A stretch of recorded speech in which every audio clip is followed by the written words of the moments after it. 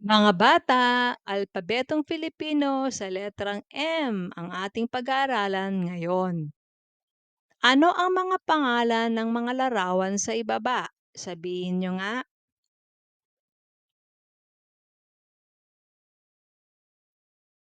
Mahusay. Basahin natin. Manok, mansanas, martilyo, mesa, mais, mani.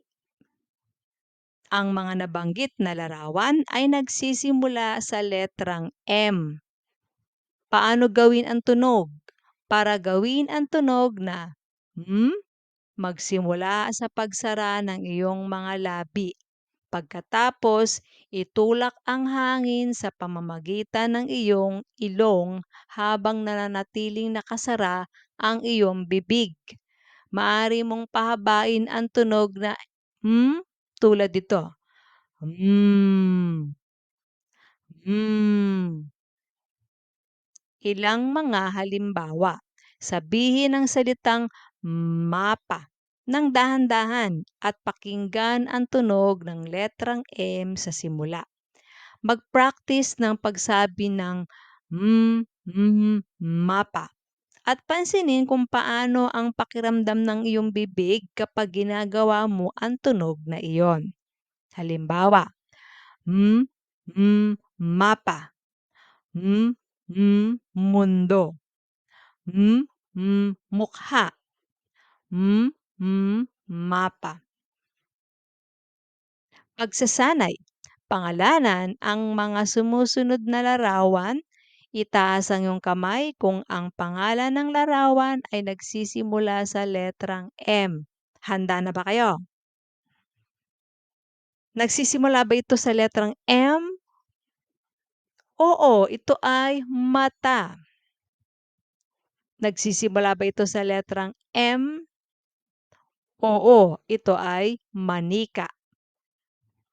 Nagsisimula ba ito sa letrang M?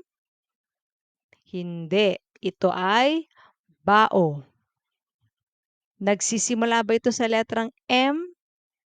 Oo, ito ay manok. Nagsisimula ba ito sa letrang M?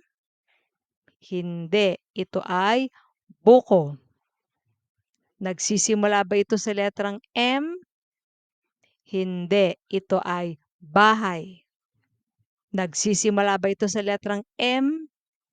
Oo, ito ay mansanas. Nagsisimula ba ito sa letrang M?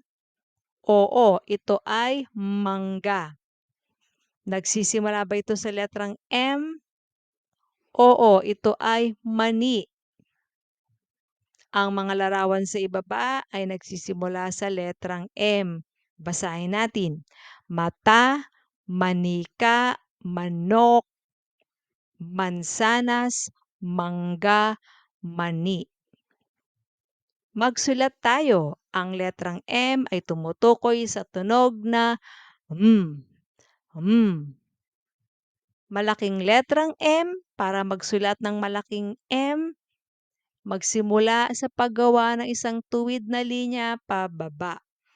Pagkatapos, bumalik sa itaas at gumawa ng isang pahilig na linya pababa patungo sa gitna. Pagkatapos ay pahilig pataas muli. Sa wakas, gumuhit ng isa pang tuwid na linya pababa.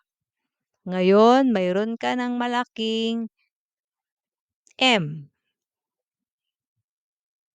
Para magsulat ng maliit na M, gumuhit ng isang tuwid na linya pababa. Pagkatapos gumawa ng isang kurba pababa.